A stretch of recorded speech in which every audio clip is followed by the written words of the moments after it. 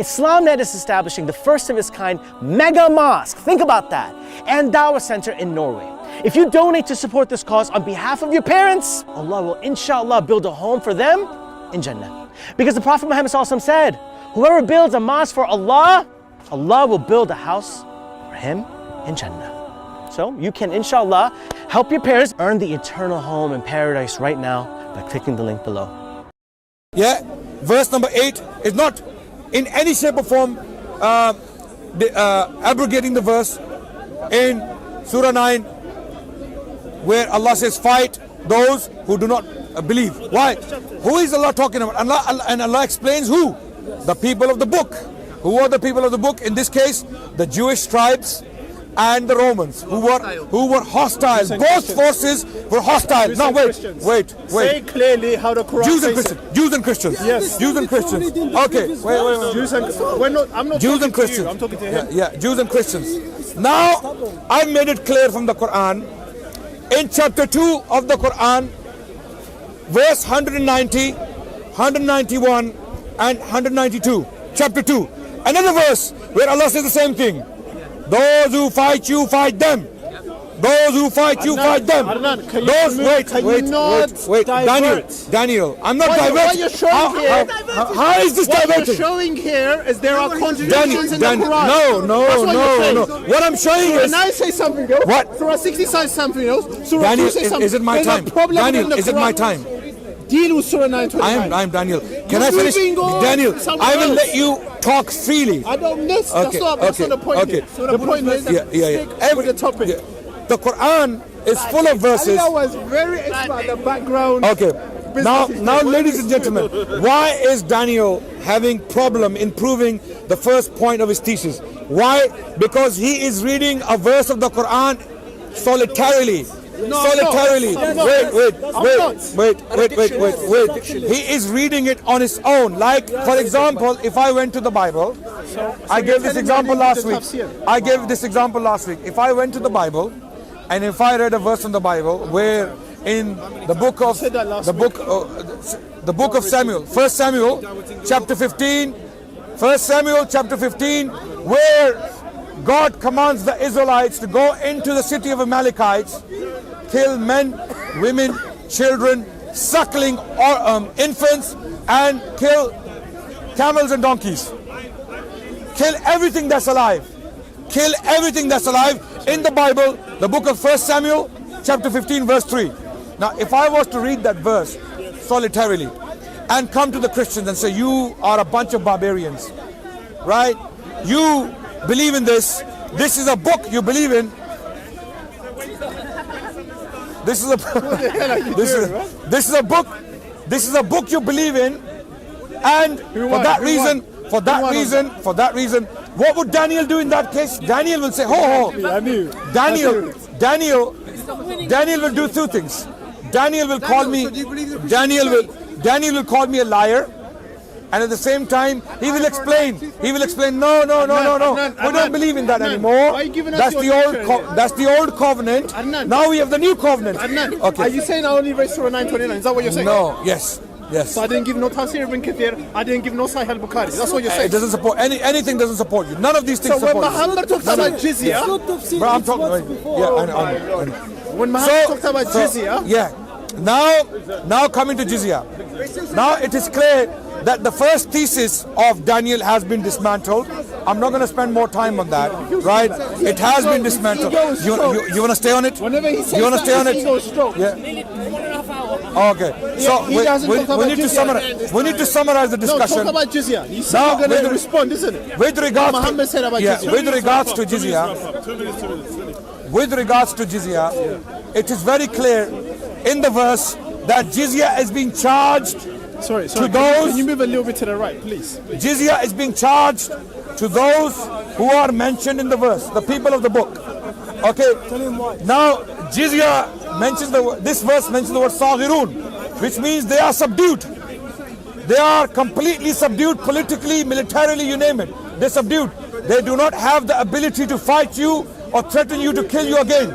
So wherever the Jews and Christians are, first of all, those Jews and Christians who lived with the Muslims after these verses were revealed, After these verses were revealed, how many years did Jews and Christians live with Muslims? Is the question. For over 1,000 years, Bernard Lewis, who died last month, aged 101, a Zionist Jewish historian who advised the state of Israel as well as the White House. He wrote a book. Titled, I know it hurts. Please. It hurts. Jizya. Jizya is coming to Jizya. I'm coming to Jizya. Go to it straight away. Even the Muslims are sleeping. Okay. Go to it straight away, please. Bernard Lewis in this book. Bernard Lewis. Yes, check it. Bernard Lewis has got to do with the jizya. Yeah, I'll tell you why. Bernard Lewis states in this book, titled The Jews of Islam, he states, for over 1,000 years, most of the planet's Jews, they lived under the Muslims. They lived under the Muslims willingly.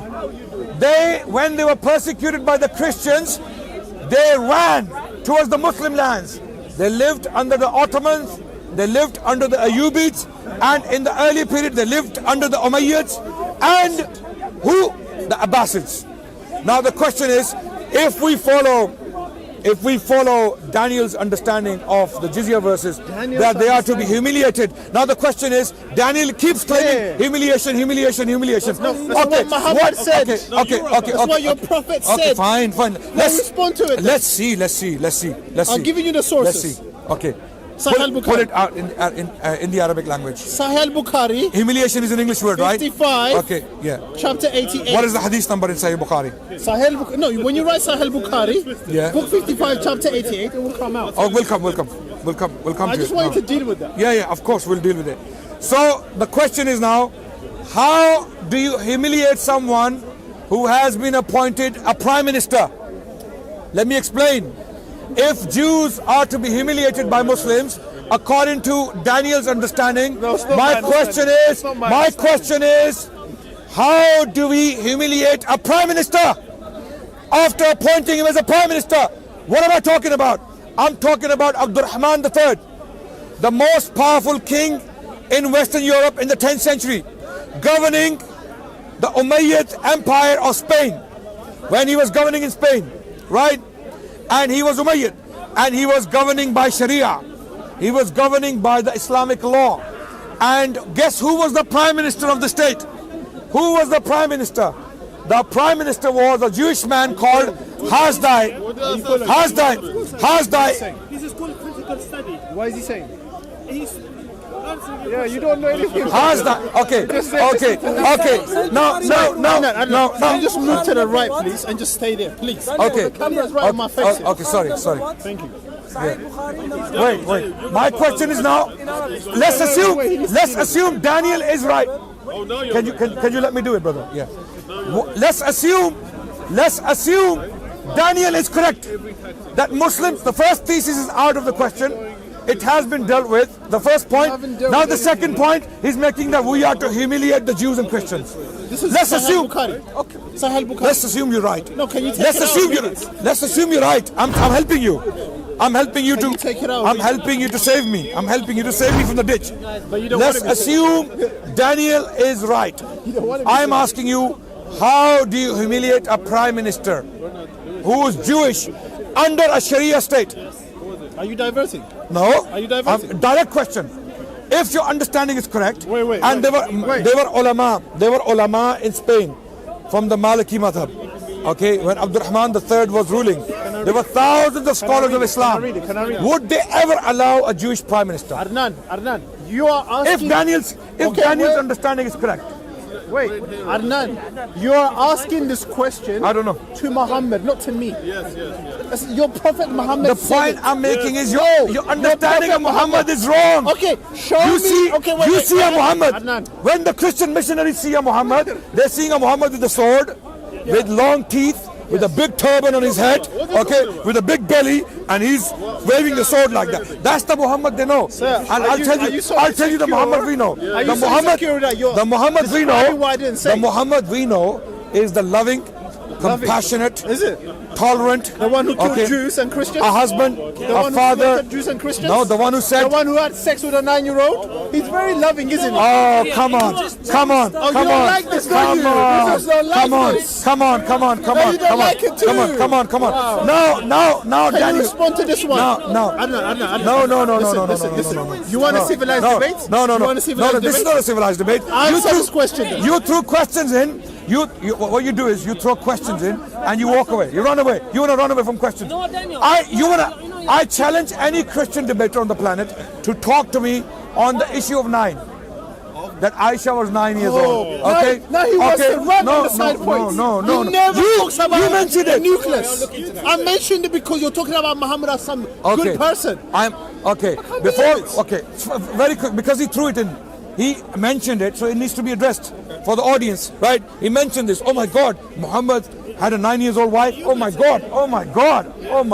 Now I want to ask a question now. Daniel, where do you come from, Daniel? Justifying it. Where do you come from originally? I'm not going to answer that Daniel, question. Because you're diverting. Daniel. I'm not going to pay with your diversion. Daniel, where do you come from originally? Jizya. Daniel. Humiliation. Don't mention these things then. Humiliation. If you don't have the guts to handle them. Listen. Daniel, where do you come from? You're the one mentioning Daniel, where do you come from? Originally, where do you come from? Where do you come from? Ethiopian? What does that got to do with Jizya? Ethiopian. What does that got to do with Jizya? Eritrea. What does that got to do with Jizya? I'll tell you why.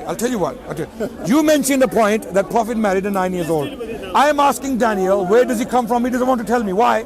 Why do you think? Because he's from I want to Africa. stick with the topic. Because Daniel is from Africa. I want to be honest and stick with the topic. If we argue. Because you jumped. That's why I talked about it. Daniel, you raised the point. I want to address it. I want to show your audiences that any single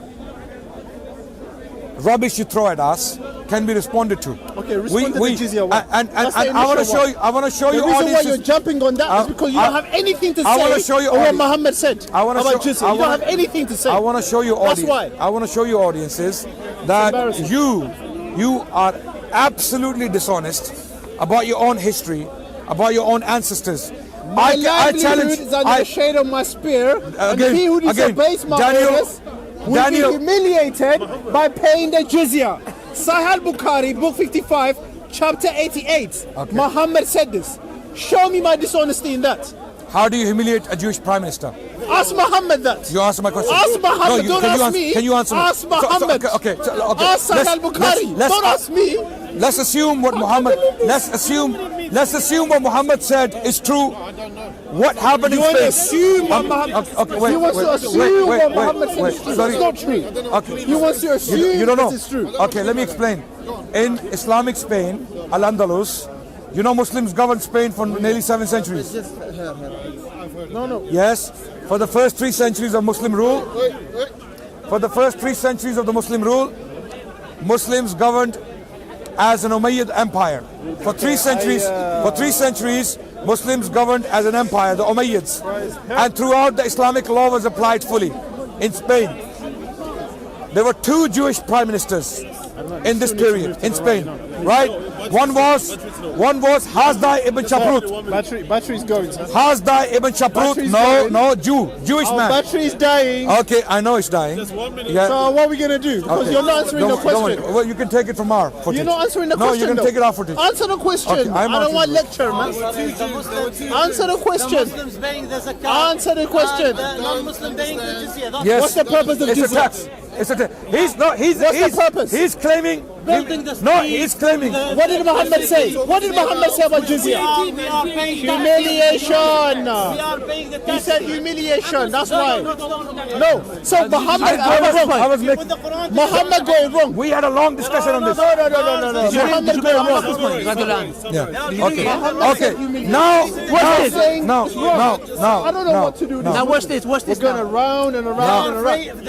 I'm concluding. This is the finish off. This is the finish off. Okay, I'm summarizing. You can't debate this. With regards to those reports where the Prophet said jizya is for this, humiliation, whatever. First of all, I'm not gonna believe that because I don't believe your translations. Pull it out in Arabic. Sahih al-Bukhari. I'm giving you the resources. I'm giving you the pull it out in Arabic. Numbers and chapters. What's the hadith number? I'm giving you. What's the hadith number? Sahih al-Bukhari, book 55, chapter 88. Okay. Take it out. Bukhari. Yeah, this is authentic. Bukhari. Sahih Wait. is authentic. Book 58. Book 55. Book 55. Chapter 80. Why we are paying? And hadith number. Hadith number. Hadith number. Yes, Sheikh. Wait. Hadith number. No, you take it out on that one. I want the idea to reach them. He wants to go. When you do that, it will come up for you. Take it out. Directly. Hadith number. It doesn't say it. Hadith number. No, that doesn't So say it. he doesn't have the hadith number. No, Wait. You know Sahih Bukhari has different numbering systems? Yes. Do you know that? Give me a hadith. Give me One a. of the numbering system is this one. Give me a hadith number. There's no hadith number Give on me this one. any number. So when you Any take number. it out, oh my God. hadith Just has take hadith it out, man. Take what out? Book 55, chapter I couldn't 88. find it. I make search for what you said. I couldn't find it in that number. You couldn't what? I couldn't find the number. What was the number I gave? 88, 55. 55, 88. Not 88, 55. 55, 88. Listen. Search for it. Okay, here it is. Which one? This is book 88. Okay. That's apostates. Yeah, I don't know. What are you going to find? I put Can you go back? Can you I go put back? Can you go back? chapter Can you go?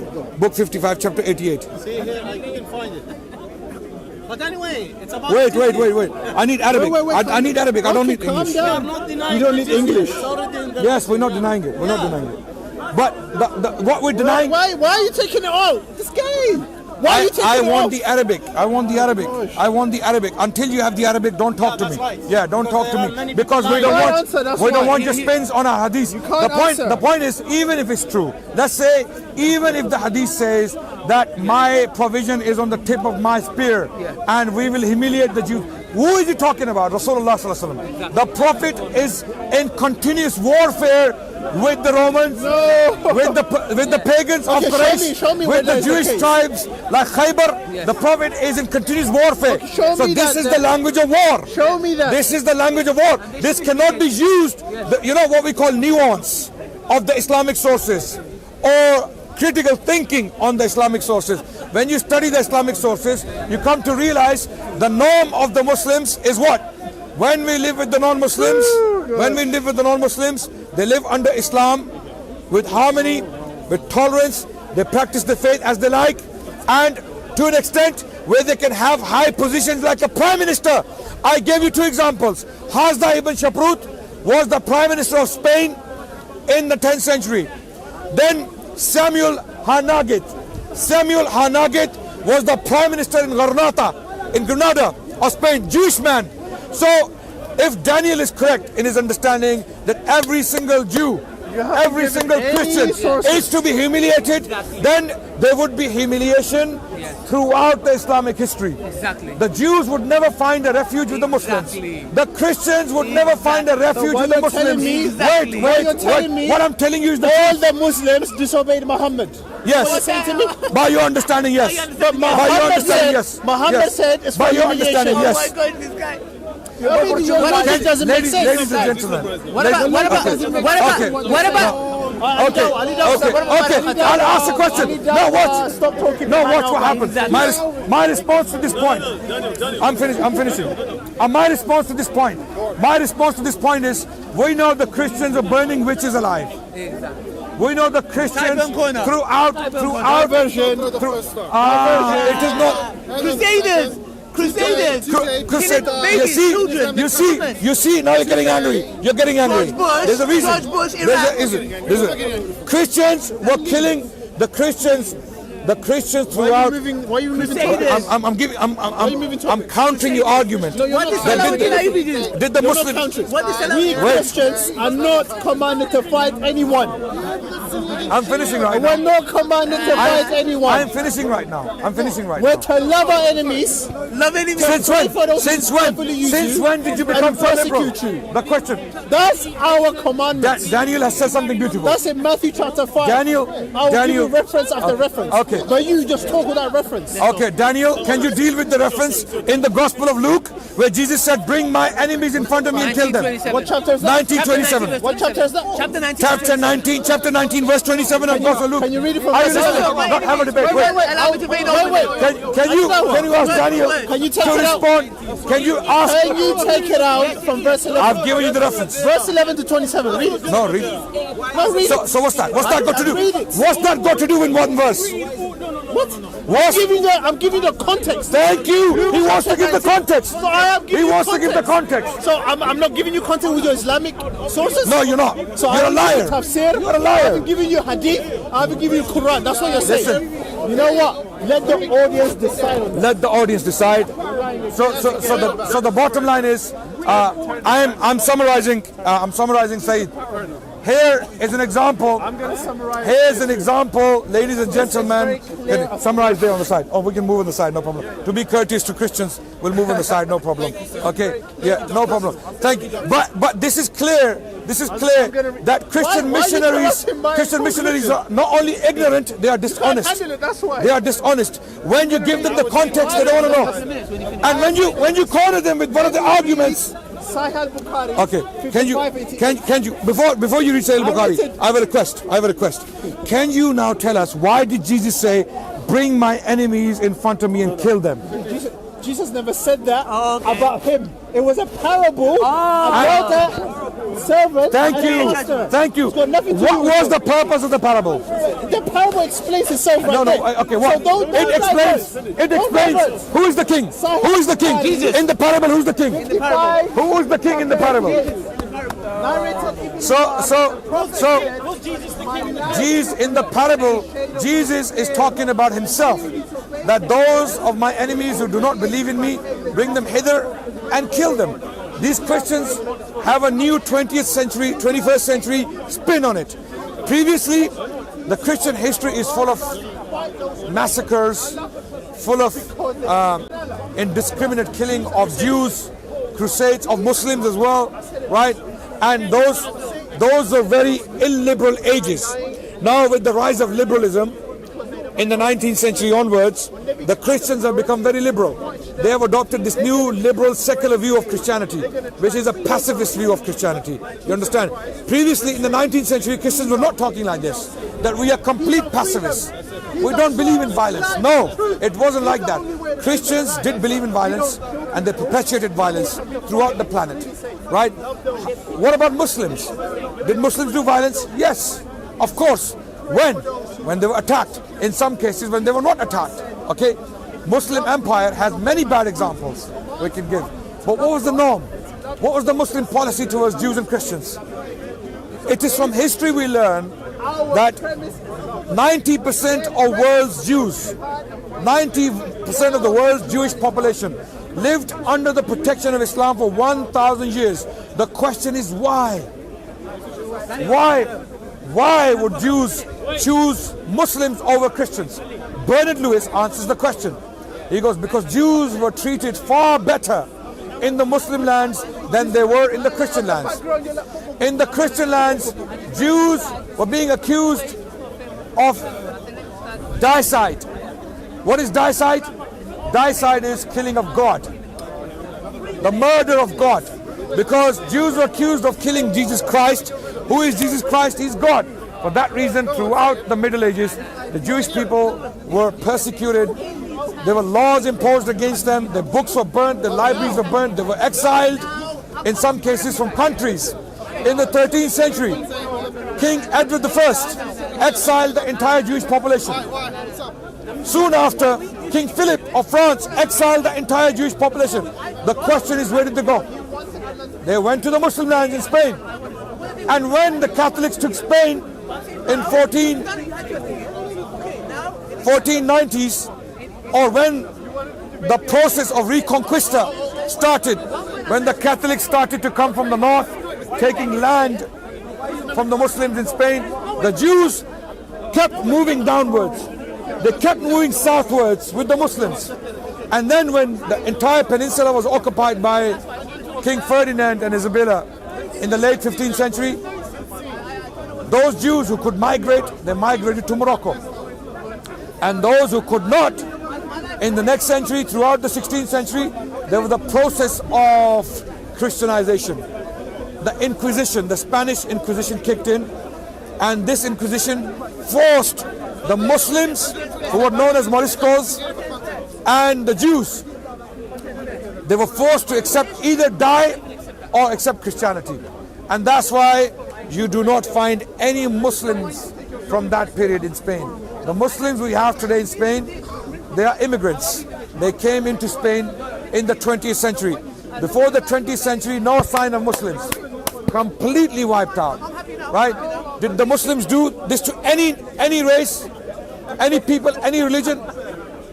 Even in the most hostile of places, Muslims did not adopt a genocidal policy. And in the complete history of Islam and Muslims, only one example keeps coming up. Which one? Guess which one? Of genocide. Armenian genocide. Armenian genocide in the early 20th century, close to the First World War. Right? Why that?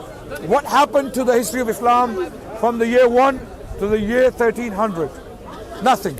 Ask them to bring out a genocide. What is a genocide? A systematic wiping out of a people, either due to their race or religion. You will not find an example in the Muslim chronicles of that. If you do, you will see that the Muslims were the first victims. What examples come up? Timur the Lame, also known as Timur the Lame. In the 14th century, he wreaked havoc. He killed more Muslims than he killed anyone else. Who did he attack? Timur. He conquered Central Asia, Muslim. He conquered Syria, Muslim. He came to Delhi in India, Muslims governing Delhi. So even the genocides, the victims were the Muslims. So the point is, Muslims did not have this genocidal policy like some of these Christian missionaries like to claim, and when they are confronted with evidence, they have nothing to say. They know they expose, they're liars.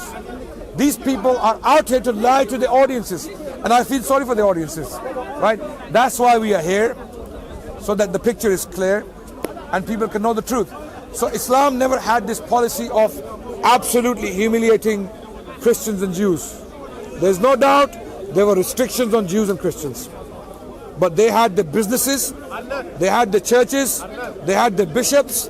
We have testimonies throughout the world, throughout the history, where Jews and Christians are praising Muslims and Islam. One example very quickly, an Israeli, we can debate now if you want. No, you need to prepare. You need to prepare so that you can bring up some lies. Are you ready now? 10 minutes. 10 minutes. 10 minutes. On the watch. 10 minutes. I'll finish you in 10 minutes. I'll finish you in 10 minutes. Okay, let's debate next week. No. You don't want to debate next week? No, I don't want to debate you again. Because I believe you're disingenuous. I believe you're liars. Yeah. If you want to discuss now, you have the time in front of our cameras. It's Muslim audience. Come, you can confuse the Muslim. Why not now? Why not now? You have to print out some lies. Stop running. Yes, you need to print out some lies. Yeah. Don't run. Yeah. Do some homework. Yes, go and do some homework and see that your entire ancestors were also doing the same thing. So the point is, ladies and gentlemen, Muslims had this policy of tolerance and coexistence to an extent that some of the Spanish historians, who are Spanish Arabists, they state that there was a period of convivencia throughout the Muslim period in Spain. Convivencia simply means coexistence, and where Jews, Muslims and Christians lived together side by side without any persecution. Jews flourished throughout the Middle East, and even in India, the Hindus, what happened to them? What happened to them? Did Muslims have a genocidal policy there? No. Hindus cannot be charged jizya according to most Islamic schools. What happened to the Hindus? During the time of Aurangzeb, the most Islamic king in India, the most Islamic king possibly in the history of India, Aurangzeb, for 50 years, he employed more Hindus into the state apparatus than all the Mughal kings put together. Some of his top generals were Hindus. Some of his top administrators, his treasurer was a Hindu. Where's the humiliation? and he was a very strong Muslim king. He was so Muslim that the largest collection of fatwa on the Hanafi school was compiled by his orders. Fatwa Alamgiri, also known as Fatwa Hindiya. My father's business partners, they were Hindus. Yes, yes. So Sikhs, Hindus and Christians and Jews flourished throughout the Muslim lands. And how long did you be And this new rhetoric, this new Islam-hating, Islamophobic rhetoric that Muslims persecuted or dismantle the Jewish and Christian. How long we ruled India for? How long? Muslims ruled India close to eight centuries. But that was long enough to do a genocide Yes, if we wanted. yes, yes, yes. There were wars. 8 centuries. 8 centuries. There were wars. There were periods of hostility, but never did the Muslim kings ever say, go and kill every single Hindu woman, man or child in the vicinity. No, you will not find an example of that. No. That happened with other people. That happened with other nations, including the British. When British were in Afghanistan, when they retaliated to a reaction of the Afghans to the British occupation, when British occupied in the mid-19th century, when they occupied Afghanistan against the wishes of the Afghani people, the Afghans fought back and expelled the British. There was indeed a disturbing massacre of the British army at the hands of the Afghans. When the British came back to avenge that massacre, they killed men, women and children indiscriminately, even animals. Even the trees were cut by the British to destroy the crops. Some trees were centuries old. Some trees were centuries old and British systematically destroyed them. Muslims are not allowed to do that. Muslims are not allowed to do that by any standard or in any place or in any time. So that's it. That's my summary. Thank you so much for listening. My voice is gone. Jazak Allah Khair, walhamdulillahi rabbil alameen.